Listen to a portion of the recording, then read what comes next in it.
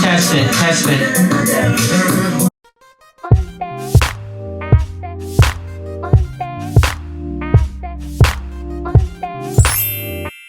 Hello and welcome back to my channel. My name is Coach Reen and I am so happy you're here. I was watching a few of my fellow content creators here on YouTube. First, I was watching Just Danielle. I was watching her channel. She talks about situationships, relationships, and life in general from a therapist / Christian perspective. But she relates it. You don't have to be Christian to watch her channel. And I really enjoy her perspective. And she was talking pretty much about relationships and like toxic relationships.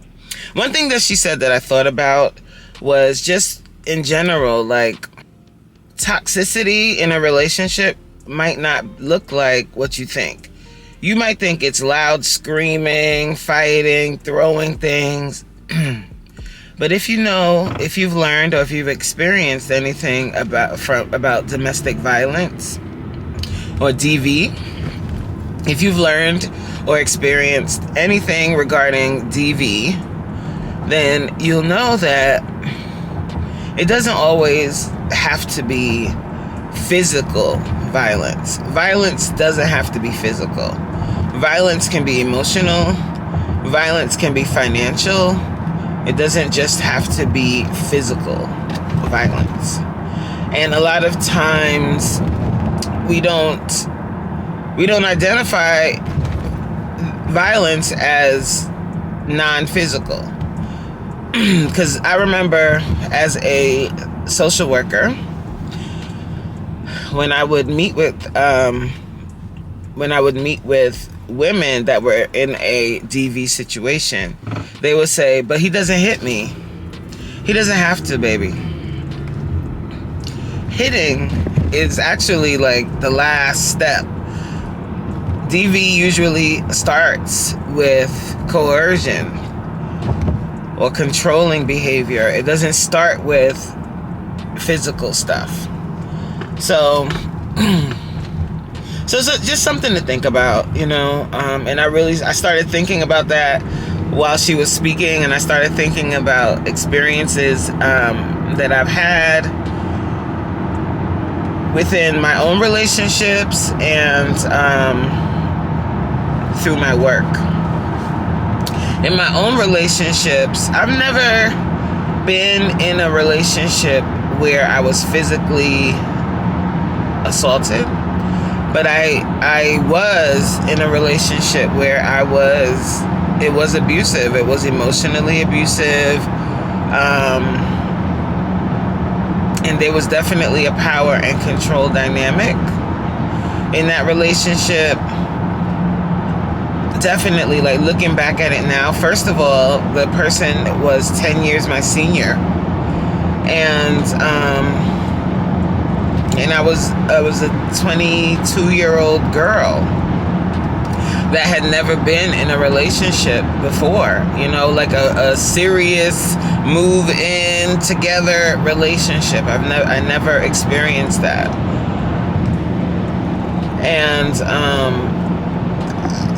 I was able to come out of that relationship with lessons learned, and not so much of I came out of that relationship stronger. I wasn't bitter, and I thank God for that. Like that I didn't come out of the relationship like, oh, I'm never gonna be involved with anybody again, I'm never gonna and F love. I wasn't on that. But I was able to learn from it. But shoot, sometimes you wish you didn't have to learn in that way. Okay? Because sometimes, like, when you look back, you're like, what were you even thinking? Like, why?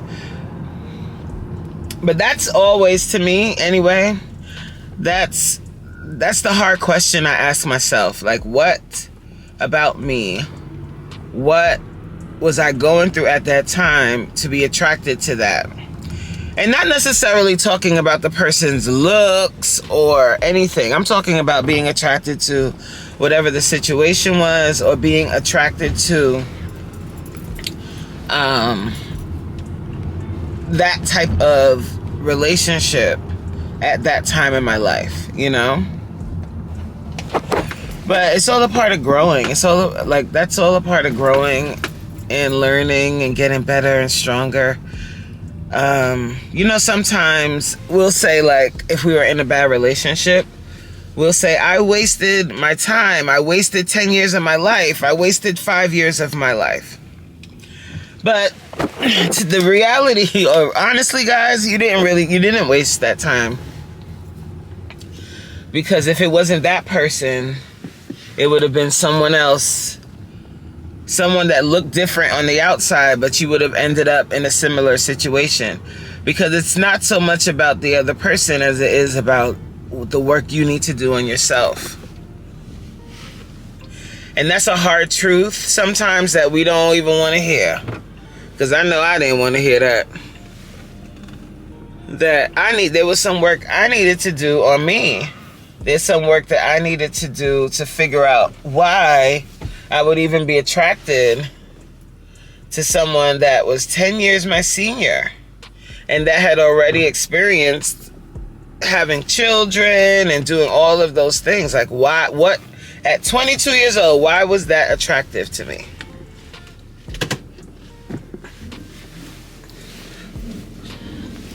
You got to take ownership, sis. And once you can do that, once you can take ownership of your part and why you got involved, and not just blame him and not just blame her, not just blame the person you were with and say they were a bad person. Sure, they were a bad person, but you allowed them in your space for however long they were in your space.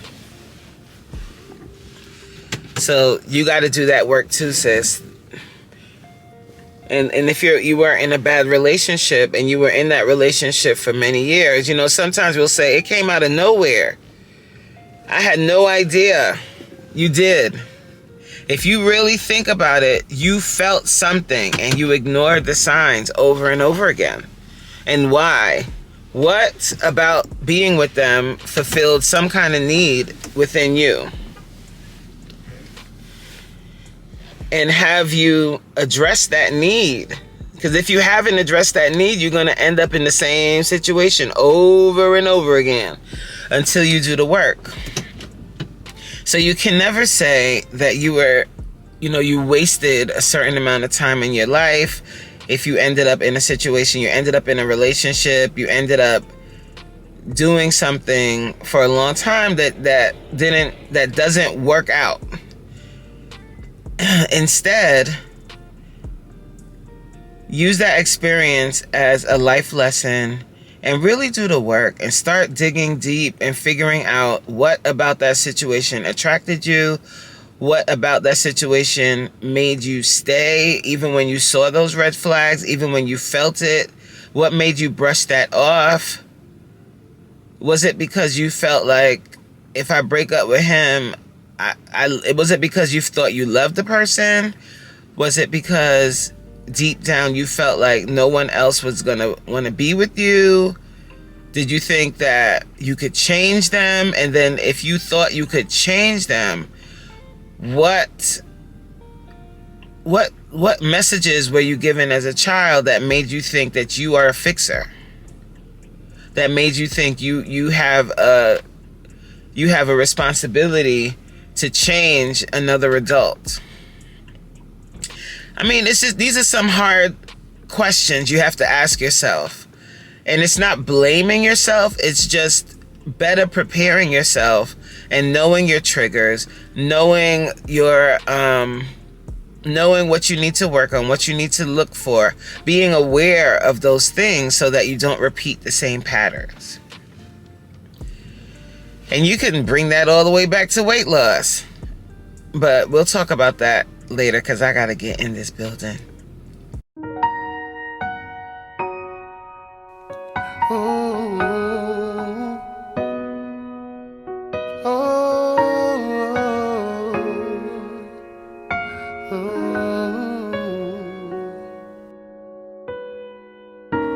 Baby, you don't know what you do to me. Between me and you, I feel a chemistry. I won't let no one come and take your place. Cause the love you give, it can't be replaced. I got my Vaseline. Let me make sure my lips are good. Because I'm going live again. I'm going to go live. So guys, my lunchtime is somewhere within the 1 o'clock hour. If I can or if I remember, I will schedule my lives if I can do it at lunchtime. If I can schedule my lives for lunch, I will. But sometimes I don't. Like today, I said I was going to go live at 1:15 and it's right now 1:20. I may not go on live yet, but I'm about to go live right now. So here we go. This is what I named it. What you talking about? Did I bring...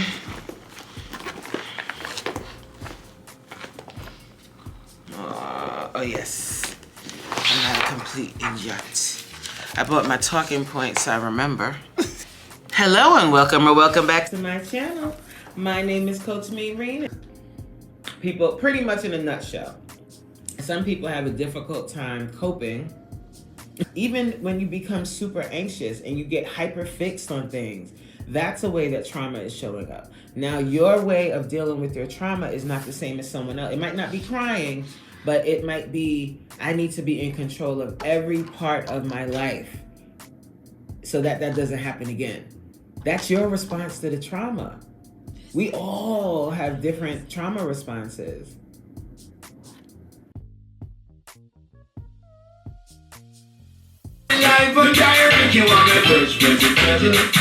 Test it.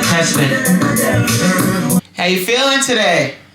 How's that body feeling? Amazing, right? How the arms feel? Okay, you good? Good. So, welcome to class. We got Erica in the building. What's up, Erica?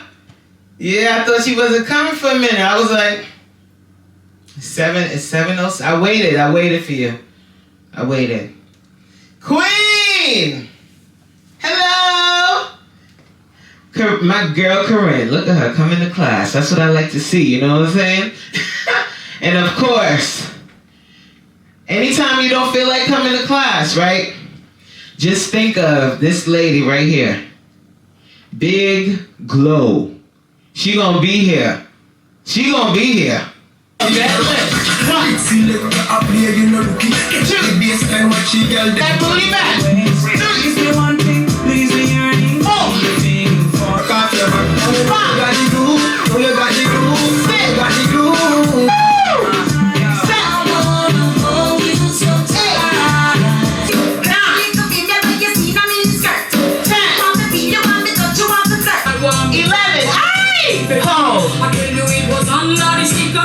Scream if it burns. Stretch that leg up. Yeah. I appreciate it, sis. You did it, girl. I appreciate you. I do. I told y'all been working me to death. I got Alma in the morning, you in the evening, then her right after. Yes, let's go. You doing this are you gonna do the challenge, Erica? No, Why not? I probably will give in and do it, but I'm gonna work on Alma. I'm gonna get Alma on the team. We gonna double team you. I need to meet Alma. Like, she is amazing. he loves the crap out of you guys. Have met. I love her too, and I've never met her. Isn't that something? We meet again. Another night, another workout, another day to be amazing. I hope that you were amazing today. So guys, check this out. I've been, through my husband, following the Carmelo Anthony situation. And he's going to be talking about it in depth on his channel. If you want to get some discussion going about the situation with Carmelo Anthony, please head over to Black Effin' Father's channel here on YouTube. Tell him Coach Me Reen sent you in the comments. I'll greatly appreciate it. As for me, tonight, as usual, you know how I do in class, like I be going in. And yeah, I really love that for me. Earlier today, I did a live and I was speaking about a lot of things. I talked about the trolls that are here on YouTube or on social media, period. And sometimes the trolls, like we automatically assume that trolls are negative and that they come with insults and all of that. And some of them do. Most of them, the loudest ones do. But the ones that you need to really be aware of, and this goes for on social media and in your life, is those trolls or those people that come with a smile. They don't come to you evil. They're not mean. They're not nasty. They're not rude. They're sweet. They're sweethearts. They're wonderful. They appear to have your best interest at heart. But underneath, they really do not have your best interest at heart. They want you. They want something from you. Sometimes those people can be your friends, people that you consider a friend. They're the real trolls in your life. Because in your face, they're smiling your face all the time. They want to take your place. I always got a song for everything. But if it ain't the truth, it's those friends, those people that are closest to you sometimes, that don't have your best interests at heart. They don't want to see you win. You start a weight loss journey and they're already trying to sabotage you. Sometimes that person is your partner, trying to sabotage you before you even really get started. Bringing home those goodies, calling you when they know you're at the gym, telling you, oh, you don't have to go to the gym tonight, instead of encouraging you to go. Or those friends that you share very personal details about, and you ask those friends that you share personal details with, and you ask them not to tell anybody else, and then you hear your personal business out in the street somewhere, or someone else is coming up to you asking you about something that you told your friend in confidence. Those people are not your friends. Do not overlook situations like that when people treat you in that way. When you give them some personal information about yourself and they share it, even though you ask them not to. That's a violation of your boundaries. That's a violation of your privacy. And that's something that you should not tolerate. Don't sweep stuff like that under the rug. Pay attention. Be vigilant. Be protective of your peace. Be protective of your energy. Be protective of your friendship, of your loyalty. These are precious things that you cannot buy. Be mindful of that. And I'm not saying throw all your friends away, but I'm just saying pay attention. When your friend is down and out and you're always there for your friend, who turns around and is there for you? Who is there when you need them? Is that same friend just as willing to drive across town for you as you are for them? Sometimes we take our fitness journey. Let's say you're on a fitness journey and you're supposed to be working out at 7 o'clock with Coach Reen, and one of your friends calls you at 6:58 talking about, oh my God, my car broke down. Can you please help me? Can you?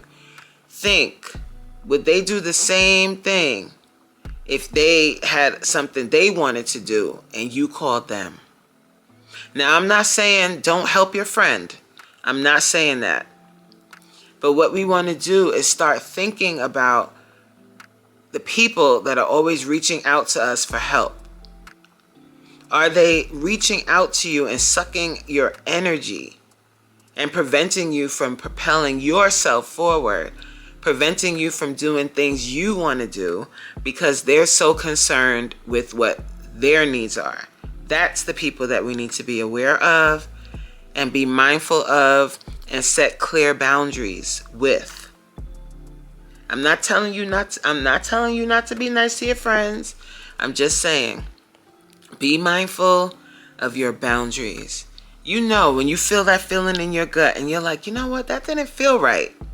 Listen to that voice. Listen to that feeling. You deserve just as much energy. You deserve reciprocity. You deserve reciprocity. The energy you give should be the energy you get. That's what I believe anyway. And if you find yourself always giving and there's never anyone there, when you turn around and you need somebody, you turn her this way, you turn that way, everybody gone. But you always the first person to help everybody else. It might be time to think about that and reevaluate that. Just something to think about. Let me know in the comments what you think about what I'm talking about there. Let me know what you think. What do you think about having reciprocity in relationships? Do you think that it's okay to be a giver and not a taker?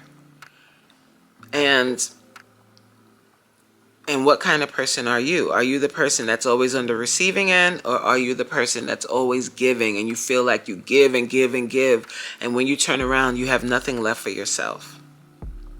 Let me know in the comments. I hope that you got something out of this video today. I thank you so much for watching. And as always, I'll catch you on the next one. See you later. Bye.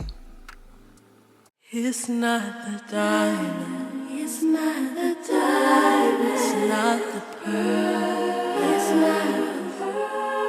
I'm that girl, it's just that I'm that girl.